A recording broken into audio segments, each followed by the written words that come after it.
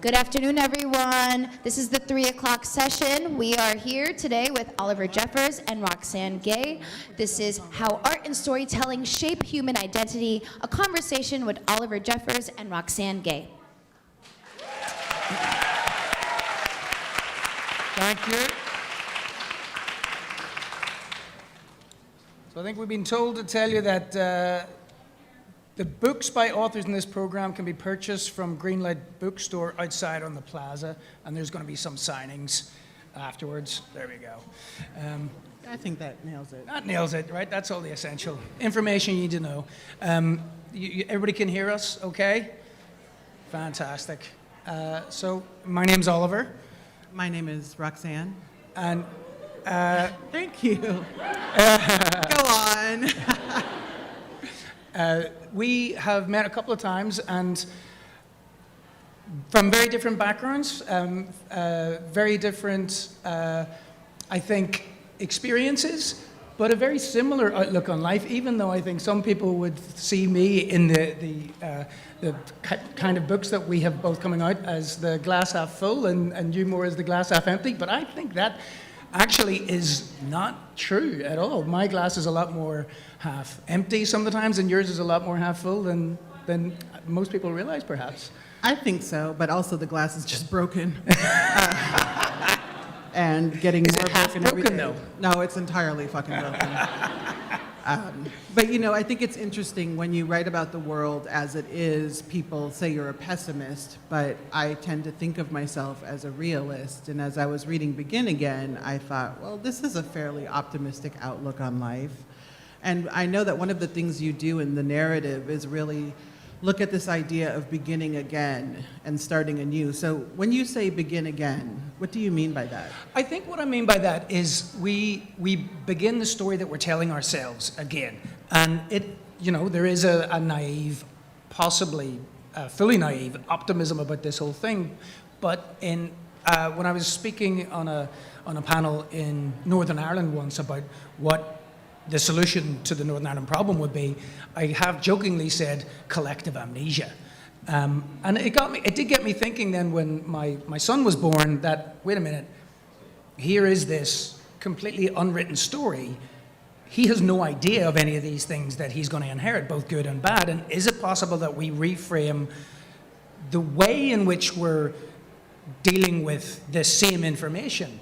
So do we come at it with an angle, I suppose, of it's not about individualism so much as it's about co-creation or collaboration, and is it less about problems and more about solutions? So I think that's kind of what I mean by beginning again, just reframing the perspective of how we look at something. How do you reframe perspectives in a time when people are trying to erase the stories that are fundamental to the state of the world now? Yeah, and I think that is one of the most important things that has to be discussed. It's like the reframing the story does not mean erasing the story. Mm-hmm. And we're dealing with I'm working on a project with the Ulster Museum, which is one of the British museums, and whenever my wife and I were growing up, we used to go to this museum, and there was a mummy, an Egyptian mummy there, and it terrified both of us as children. And my son's school was going to this museum, and my wife Suzanne was joking, was like, oh, there's this mummy, be careful when you see it, it's terrifying looking. And he asked, like, why is there a mummy in Belfast? And it was a question that never occurred to my wife and I, and so I was like, oh, that's a really good point. And so there's this entire conversation in the museum capacity at the minute of decolonization. And the ways in which they're looking at that are problematic in half the sense that, like, well, where would we return that mummy to, for example? But also then, we don't want to return this work because there's not the context of somebody being able to look after it properly. And, maybe that big part of the conversation of decolonization is like, right, rather than just give it back, why don't you then set up that system that can look after that? Well, yes, but I also think, so what? Like, with the idea that the only people who know how to care for things properly being colonizers is fascinating. And you hear this conversation over and over in the museum world. Like, we shouldn't send these artifacts back to where they come from because, you know, they won't be properly cared for. And you don't know that, and also maybe that other culture has different traditions and care appears in different ways. And I think that's one of the challenges when we talk about stories. You know, we're working from a framework that was built on oppression, and when we talk about rethinking narrative and identity and all of these things, it's really much harder than you think, because you have to really undo everything that you've learned throughout your life and start questioning, why do we do things this way? Why do you get to be the stewards of antiquity? Why do you get to determine if you will do the right thing or not? And you know, I'm just very interested in those questions. I heard it once said, someone said that the hardest learning to do is unlearning. But I suppose one of the entry points that I have in is, you know, Frederick Douglass, who actually spent a lot of time in Ireland learning how to speak before he returned to the USA, and we just erected a statue to him in Belfast. But he said once that it's easier to build strong children than repair broken men. And I think, in a way, that's my entry point, is to possibly scatter some of these concepts in at a point where the prejudice hasn't set in fully. You know, the idea that Mandela said that no child is born with hate in their heart, they have to learn that, and if they can learn that, they can be retaught to love. There is, I think that in beginning again with this book, I thought I was writing a book for adults, but the more that I've come around to it, it's like it's a book for all human beings, those who feel lost right now, but it's the platform, I think, to introduce some of these reasons, like why do people act a certain way? Why do people feel a certain way? And one of the things that we've talked about is that there is a lot of, frankly, straight white men who will never fully understand the privilege that they've had because it's just always been there, and that context has just always been there. And so trying to reframe that with people that, look, you know, it's not my fault, it's like, yes, but can you agree that the world is not exactly the way that we want it to be, and you play a role in this transition? And so, you know, my most optimistic spin I can put on that is that somebody like me and people of my ilk, you know, straight white men, can have a conversation with some of these people so that they don't go down the Andrew Tate direction. And it can be like, right, yes, it's not your specific fault, but you are a product of this, and you have to understand the role that you play in the pendulum swinging in this other direction. And that's just the tiny, tiny little modicum of hope that I have and optimism that I can put on that. You know, it's always interesting because I don't necessarily traffic in hope for so many reasons. But I always hope that perhaps people can unlearn and ask themselves those hard questions and really do that sort of self-examination and recognize that self-examination and really acknowledging the past in order to move forward in a better way does not mean that you have to take responsibility for things you do not do. But I do think that one of the most challenging sticking points is taking responsibility for the ways in which you have benefited from systematic oppression and systemic oppression. And I don't know that we have found the answer to that yet at all, especially when you look at what's happening with book bannings and the ways in which state legislatures are trying to reinvent curricula to elide things like the Holocaust and enslavement and, you know, really anything that makes people uncomfortable. And one of the things I try to think about in my writing and that I try to get at in the essays and opinions, most of which come from the Times and the Guardian, is really thinking about how we learn to live with discomfort. It's okay, we're not gonna die. I remember growing up when we didn't want to do something, my mom was like, you're gonna live. And turns out she was right. We're surviving. And so I'm very interested in the question of how do we learn to live with discomfort as we try to begin again and do things perhaps better and reach young people, because there are plenty of problematic racist young people. So there is certainly a point where we need to reach them, and I think it's well before we think.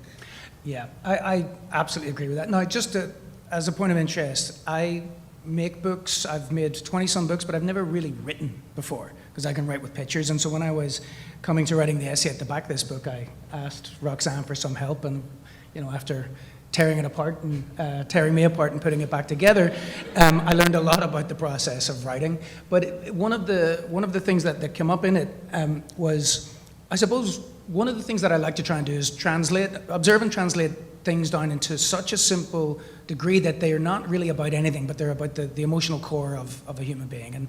And I do think that almost all the people I've ever met on an individual level are deep down fundamentally good people.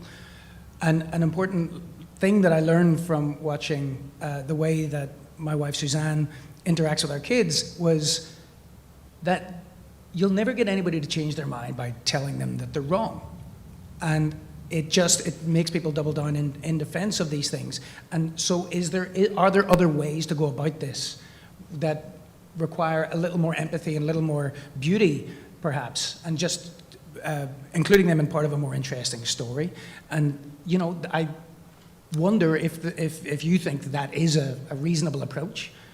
Well, yes. I mean, in an ideal world, I think there are absolutely ways in which you can reach people without telling them that they're wrong. But I also don't think it's the worst thing in the world to tell people that they're wrong, because sometimes you're wrong. Yes, that's absolutely true. So I'm interested in how do we tell people that they're wrong without making that a condemnation of their entire being, like situating it, providing context. And I think context is incredibly critical.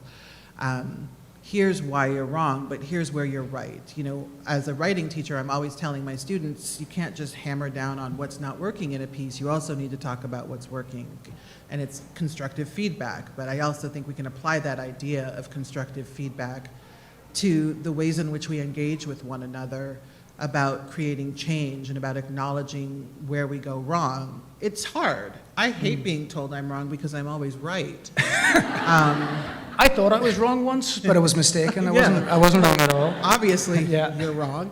But, the older I get, the more I recognize, yes, I can be wrong. I am wrong sometimes. And once I get through my feelings, which I process with my therapist or my wife, then I really just sort of ask myself, like, how did I get to that wrongness and where do I go from here? And so I think that there can be grace and empathy and beauty in approaching it like that. I just know, especially as a Black queer woman, for so long we have approached things with grace and empathy, and the world continues to demand that of us all the time. Every election cycle, Black women are going to save the world. And it's like, no, Black women are going to save themselves and the world is going to benefit. And so, we really have to understand where some people are coming from. I think some people can afford more grace and empathy than others. Yes, I couldn't have said that better myself. One of the ways that I was trying to frame it in the book is in trying to apply this to the situation in Northern Ireland where individuals seem to continually go against their own best interests by I suppose the identity of one half of the cultures, the one side of the group of people there, for both of them, two cultures, and the primary identifying thing about their identity is the existence of a perceived enemy. And so there is this, it's us and them, and if it's not us, it's them, or if they think it's right, therefore it must be wrong. And Northern Ireland could be this, like, geographically, it is a beautiful place, but it could be, this culturally important part of the entire world if we could figure out our political situation. But we don't. We keep voting in the same extremes every time. And in trying to work out why people keep doing that, I started to edge in on a question is like, can we get to a place where instead of saying right and wrong, we use the terms better and worse? And that is a line from the book where it's, because, being right is about proving the past, whereas about being better is building the future. Now, that is idealistic. There's got to be somewhere in between there. But applying that to Northern Ireland, it will become very clear very quickly what the better thing to do would be. But still too many people prioritize being right. Do you think in the context of Northern Ireland and really many other cultures that are dealing with these centuries-long, sometimes fractures, if we point out that perhaps we have more existential questions than these issues that we're facing, these historical problems like climate change or, well, global warming, which is what it is, you know, I think about that a lot lately because, you know, this is probably the first day we've seen, hello? Oh, well. This is, oh, wow, thank you. Maybe that one's working. This is probably the first day we've seen the sun in a very long time. Many parts of Brooklyn and other parts of the city were underwater. This is happening with increasing frequency. The climate change that I think many of us growing up, as I'm a Gen Xer, we thought it was going to happen generations away, so let's prepare and like make the world better for those generations. But turns out we're the generation that has to make things better for not only the present but the future. And I think we're at a really important moment now where I think as a humanity we're going to have to ask ourselves, are we going to be able to work together, moving aside or moving beyond some of the issues that we're currently dealing with? Not that we can't, not that we shouldn't resolve them, but like we can't resolve them until we have a stable planet to live upon. And, you know, when people say, is this a climate-related issue? It's like, well, yes, everything is a climate-related issue because you need a climate for there to be anything. And I had the opportunity to make a sculpture at COP26 a couple of years ago to try and knock I suppose, the confidence and the arrogance and ignorance of these world leaders who had to walk past it. And it was a world that was spinning, and inside every border it just said, people live here, people live here. Because the simple reality is that as COVID demonstrated, and as, you know, this was the wettest summer in record in the top half of Europe, or potato Europe, as people call it, and the bottom half of Europe, or tomato Europe, was on fire. And the weather and germs do not need passports. So the fact that these decisions are still being made of in isolated terms of national identity is laughably futile. It is, and you know, when I think about narrative and identity, this is one of the things that I find most flummoxing. Like, looking at the pandemic, it happened all over the world, and in this country it happened in all 50 states, and yet each state had different COVID policies. And yet none of us are immune because of the borders within which we reside. And it's really interesting that borders and difference and the identities that we're so very attached to, for a lot of reasons, are more important than survival. It's interesting that we see those things as the mechanism for survival rather than like actual survival. And I don't even know how we begin to get past that. As writers and readers, we often talk about the importance of storytelling and how it engenders empathy and so on. And I believe in all of that. But clearly, storytelling is not enough because there are plenty of people who are telling very important stories that hopefully can move us forward, and it's not creating change. So what do we do when story isn't enough? But I think then it's that deep internal motivation, and stories are ultimately the drive for why you do anything. And nationalism is a story, and that you've been forgotten is a story. And even we were talking about this, but even taking, like, for example, the 2016 election campaign, when coal mining was like the poster child of the forgotten industries, and people on the left were like, well, yeah, because coal mining is destroying the planet.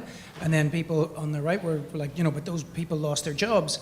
And even, you know, just a very simple storytelling mechanism could have been, rather than you're irrelevant now, thank you, that mission is finished, we need you over here. And that wouldn't have made those people feel forgotten. So I think it's that deep-rooted why. And stories they get under there. Because everything that we know about everything about ourselves is a story in some ways. But can we still tell stories that pull rather than push? I hope so. I definitely think that's the goal. But we'll see. Yes, yeah, we will. But I think I see a zeitgeist shift happening already. Where? In people much younger than us. Yeah, yes, I'm deeply encouraged by young people. I spent the weekend with my nieces up in Boston, yesterday and the day before. And They're amazing. They're 11 and 13, and they know everything. They know everything. But the optimism that they have, the agility of their minds, the way that they can evolve, and so quickly. Like, I saw one of my nieces 2 months ago. I see her all the time, and she's kind of like a different person now. She was a tomboy 2 months ago. Yeah. And now she had a manicure. And she kept talking like this, like, you know, the guy on TikTok with the long nails. And she was just like, so, does it eat or not? And I was like, let me Google this first. Yeah. But it's interesting to see, like, they're both very passionate about the things that they believe in, that normal children believe in, but also they have an awareness of the world. They have an awareness of politics, not just an awareness, they care very much.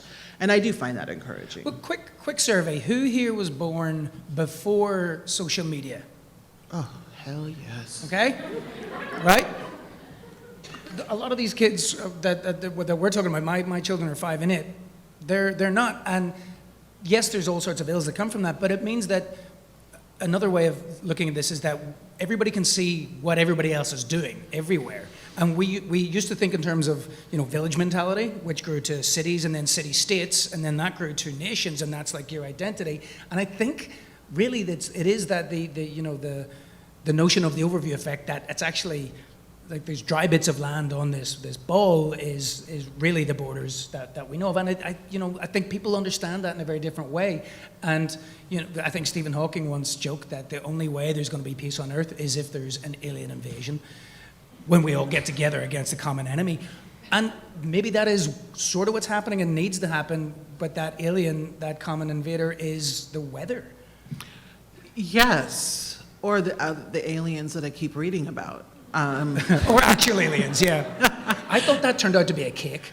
Yes, I hope. I hate saying the words I hope, because it's just like, I don't have a lot of optimism that these things can happen. I suspect that if actual aliens descended upon us, we would be like, states' rights, let's figure this out.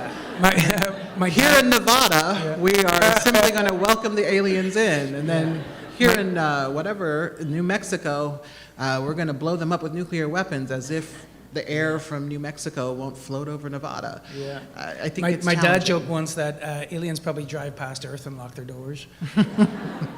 Yeah, we are that planet. We're still in our infancy. We are, and okay. I think it's important to remember that.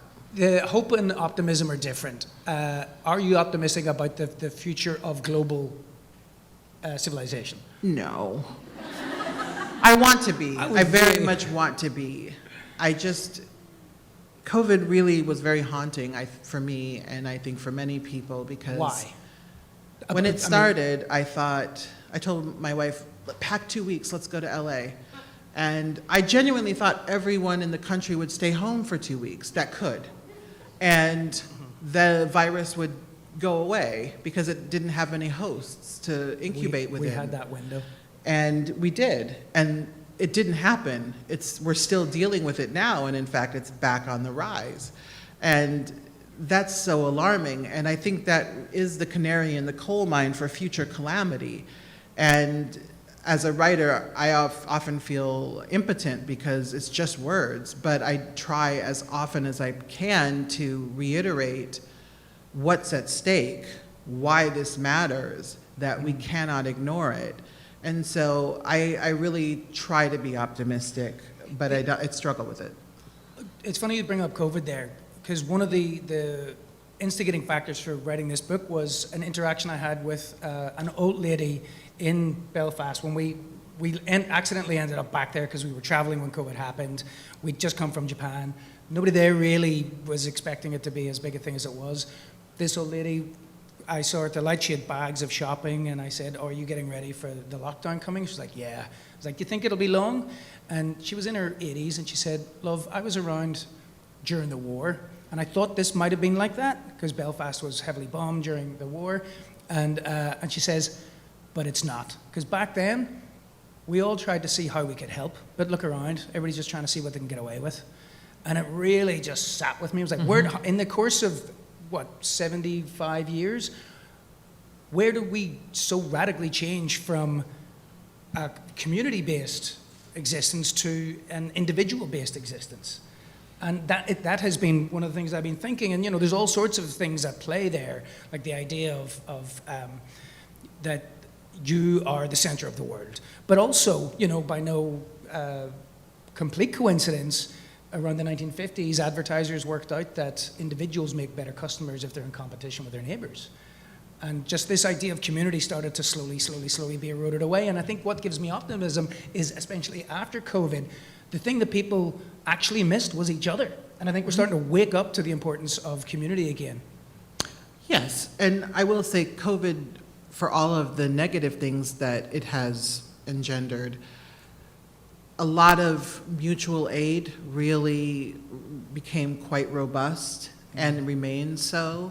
And that has been very heartening to me. I think oftentimes we look upward for assistance, we look to seats of power, and in reality, in most communities, it was people looking to each other that really allowed for some mechanisms of support for people without families, for people without means. And, I think that as we move forward, and as we think about these kinds of very big and often unanswerable questions, we can look to what's actually happening, right. Who's actually doing the work, because there are a lot of people in every community who are doing all kinds of important, generative, supportive work, and they rarely get credit for it. Or somebody discovers them and then pretends that they had some sort of key thing to do with it. But community support and community labor happens all of the time. And, you see it with free little libraries and community refrigerators and all kinds of things. And I think it's important to focus on that and in the ways that we can engage with those efforts, not try to lead them, but find out who's doing the work and then ask, how can I be of service? And I hope that more of us can do that, to try and start from the bottom up instead of looking to, for example, a president and expecting her or him to do anything actually useful. It is. It's that what that old lady said. It was like, how can I help rather than what can I get away with? Mm-hmm. I think needs to be a global mindset shift. That the astronaut Nicole Scott once said, like, how do we go from being passengers on this cruise ship to being the crew? And that's an interesting way to put it. It's like we all have a job to do, we all have a role to play. But to that point, the way to judge a civilization is by how they treat its most vulnerable members. Yes. But let's talk about your book for a second, because that's coming out next week, or the week after. October 10th. Opinions. Thank you. And is it a surprise to you that it is this sort of vessel through which you started writing, and that you've ended up with a collection of opinions that you were willing to share with the world? I'm always willing to share my opinions. It's surprising in that I think of myself primarily as a fiction writer, and literally no one else does. And I did not start with writing nonfiction. I fell into it, and yet I have persisted. And it's very, it's just all surprising. But I was thinking about, putting together, I'm really working on another book, but on the very long journey to finish that book, I was like, I should probably publish something. And I thought about the reality. I've been creatively stuck for a few years now. It's just a fucking desert in there. And yet I have written quite a lot. And so I started going through my hard drive, and I was like, oh, actually, maybe this is why I haven't been able to finish a book. And I realized that all of it was opinions and engaging with the world as it is, and also the world as I would love to see it and what it should be. And it felt like a great opportunity to bring some of that work together. And it's interesting and a bit uncomfortable to read it all at once, because it's like, ooh, I do that a lot. It shows you not only what you do well, but also the kinds of weaknesses in your writing and thinking. And so it's been also a bit humbling, and that's okay. One can always use a bit of humility. But I'm curious to see how people will engage and, of course, share their own opinions, and I look forward to that. Have any patterns emerged that you didn't expect to see when you put that whole collection together? Yes. So my background in terms of nonfiction is actually in rhetoric and technical communication. And so everything I do, there's a strategy. A lot of people think it's emotional utterance and like vibes, but it's not. And so I have this tendency to like list all of the terrible things happening in the world. And, it's like just using accumulation to make a point. And whew, Lord, I was like, girl, you do that shit a lot. Let's try something else for the next one. Yeah. And so, I saw that pattern. And at the same time, it clearly needs to continue to be said over and over. So it's not just sort of a tick in my writing. It's that I feel like we do need these reminders of what's going on and what's at stake. And unfortunately, horrific things continue to happen over and over and over again. I can't tell you the number of mass shootings that I've had to write about, or the number of extrajudicial murders by police.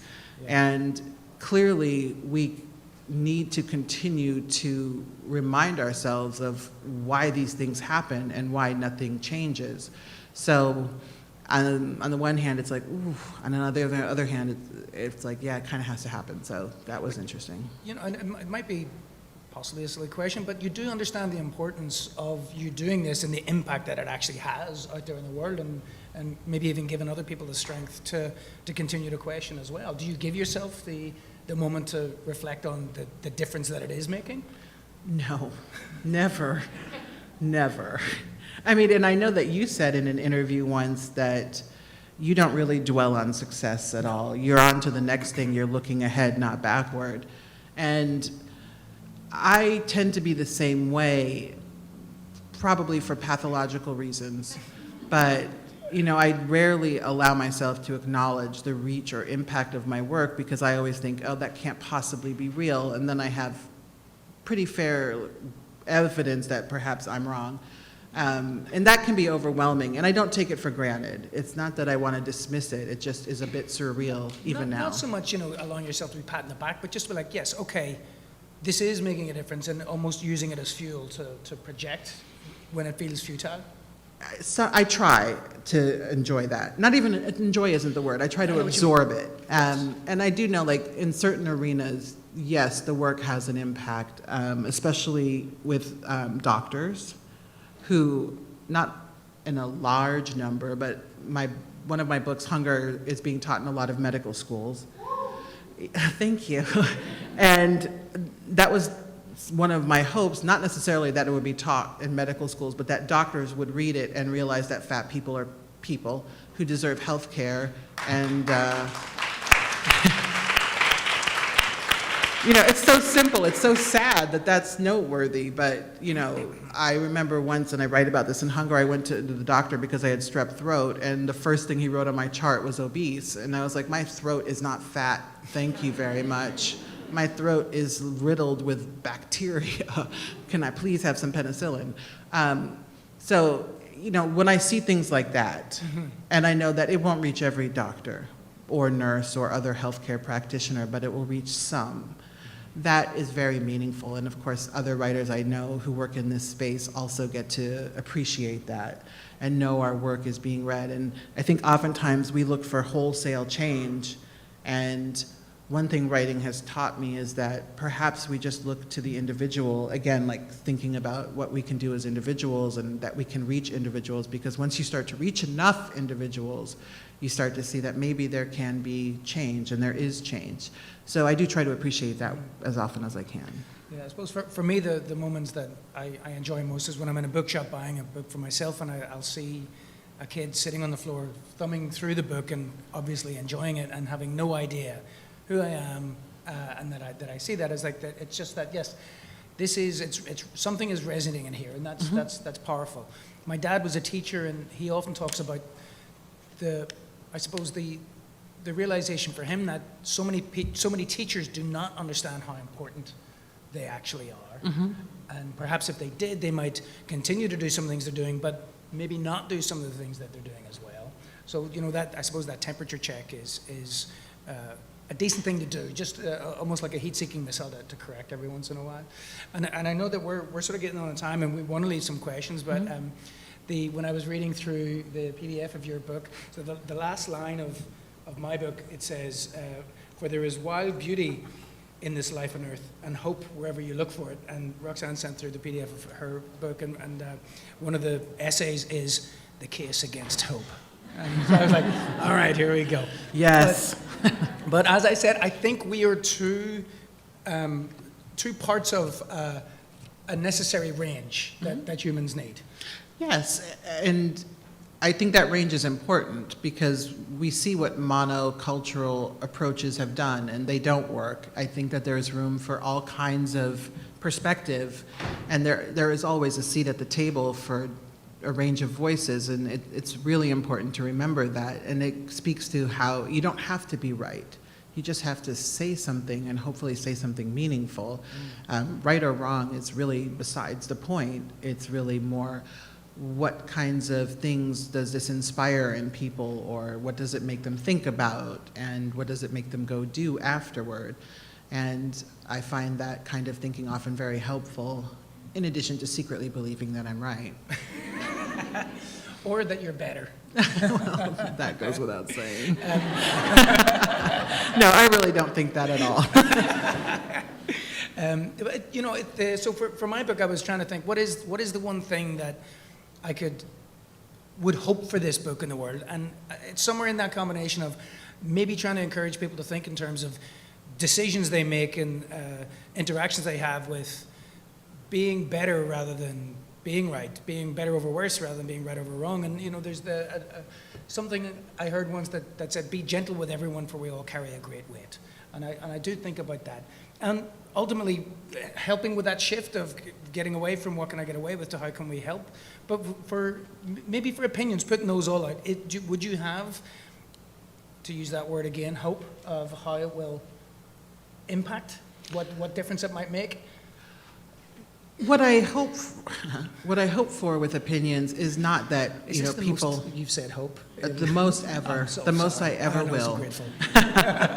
I just want people to realize that everyone has a right to articulate their understanding of the world and can share their perspective and do so hopefully in a thoughtful manner. So many times the question I'm asked is, where can I find my voice? And it's already there. You have it. You just have to give yourself permission to use it. And that was really hard for me, and I think that was why I turned to fiction well before I ever turned to nonfiction. It would never occur to me that I could share an opinion and that it would be okay, right or wrong, or somewhere in between, that I could do it, that the world would not come to an end if I was wrong. And part of what helped with that, of course, is seeing lots of people shared truly just egregious opinions all the time. And I'm like, if he has the confidence to do that, surely I can do slightly less damage. But I hope that people just recognize that they should give themselves the permission they need to use their voice in whatever way they see fit, whether it's writing or making art or protest or some combination thereof.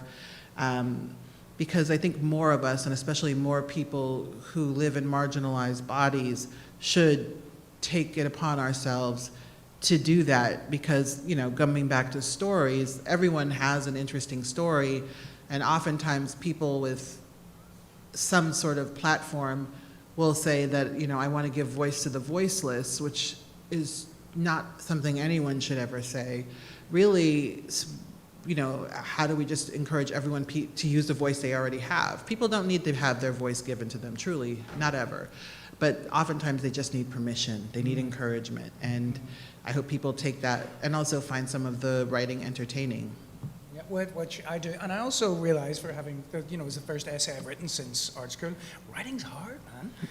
It can be. I mean, you have to say what you mean. Kicking my ass right now. Whereas, I can get away with drawing mediocre pictures in a speedy manner, and they're like, it's vague enough that it might mean this or might mean that, but you can, it's a lot more poetic. But that being that specific really challenges you to understand exactly how it is that you feel about yourself, which was a highly, highly useful exercise. So yeah, this is Roxane and I up here hoping to change the world. For the same reasons, with different means. Absolutely. And I think we're going to open it up for a few minutes of questions before I'm going to sign books. Roxane's is not out yet, so I think they have it, but if they don't, I won't sign it. Okay. Oh, they have? Okay, so we're both signing? I believe so. Okay, fantastic. We're both signing. I was trying to get you off the hook there. Oh, thanks. I'm good. But if anybody does have a question, we got a few minutes now if anybody wants to do it. You're going to have to be a brave soul. So I don't know how this is being moderated. Oh, yeah, we got one right there. Please feel free to go to either of the microphones for your questions so we can hear everyone. So if you would like to step up.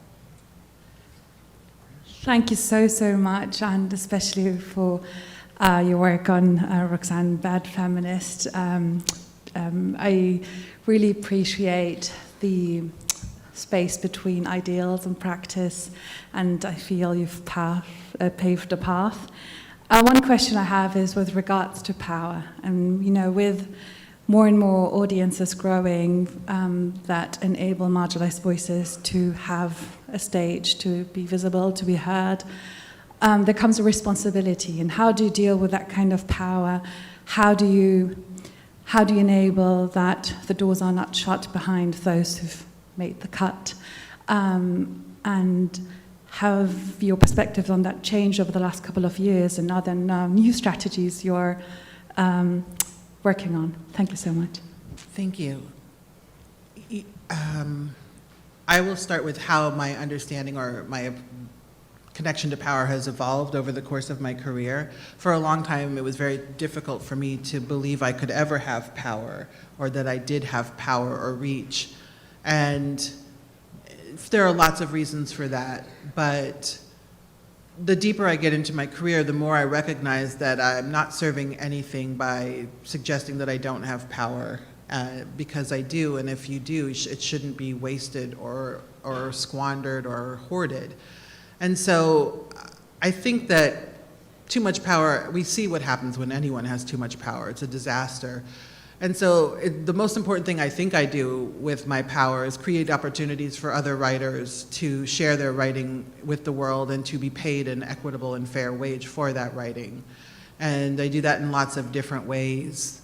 Oftentimes I ask a company, if you want to work with me, then you also need to pay for, 5 fellowships, or you need to give these 4 writers a lot of money so that they can write a little book for you, and things like that. And the reality is that most very successful writers can do that. They just don't.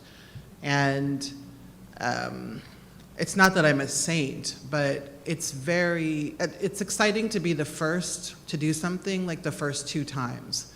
By the 3rd and 20th time, it's disgusting. Like, how is this still a thing? And the thing that really pushed me over the edge, when I was invited to write World of Wakanda for Marvel, it never occurred to me that I was going to be the first Black woman to lead a Marvel title, because it was 2018. And then when the papers started reporting on that, I was genuinely shocked. I just thought, how is this possible? I mean, there are plenty of amazing Black women writing comic books. I don't write comic books at all. Like, how on earth would I be the go-to when all of these women exist? And that's when I really sort of amped up my efforts, because you don't want to be the only one in the room, ever. That's a very lonely thing, but more importantly, what does that say about you that you're willing to do that? And so I've tried to hold myself accountable in that way and really rethink what it means to be the first or the only, and I know for damn sure I'm never the last. And so that's what I do. And also I still teach, but not for much longer. The babies are special.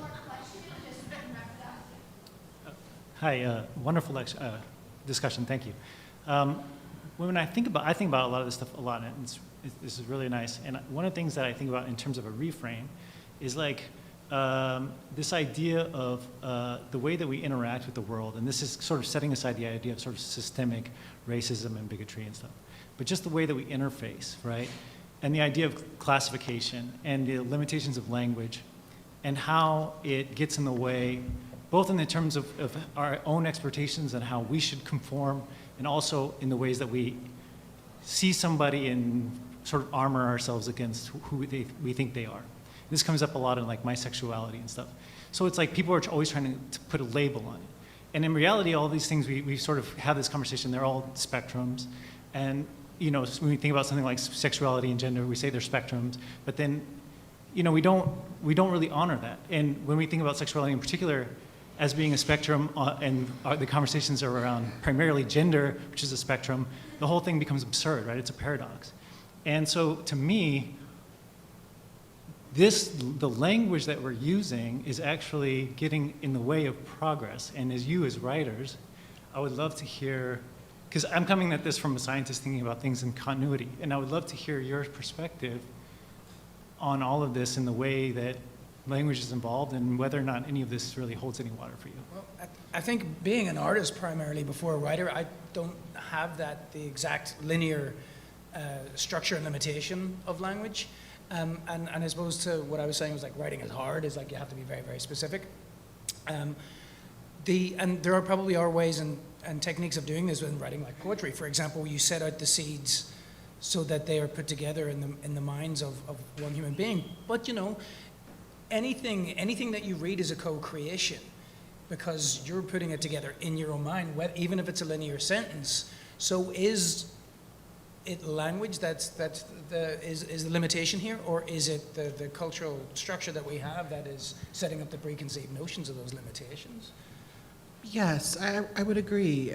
I don't know that language is always a problem. It's what people do with that language. For some people, labels and language are restrictive, and oftentimes people can feel limited because you can only be understood in this narrow way. But there are many people for whom language is useful because it gives voice to who they are in ways that they had not previously been able to experience. It gives them a sort of home, a place to belong, a sense of identity. And so I try to think of language and those kinds of issues in terms of how do we use it in ways that are useful to people and don't limit them and don't categorize them and sort of force them to stay in that category. And there are no easy answers, because I think people tend to prefer things that are simple and clearly delineated, and people, you know, that's why I think so many people struggle with gender as a spectrum, because we have only known the binary for so long, even though the binary has never really been the reality of things. And it's just trying to overcome those natural prejudices that are unnatural prejudices, really, that people have, and recognizing that language isn't really the problem, it's the thinking behind the language. The systems don't fit the reality in some ways, but also language is always evolving.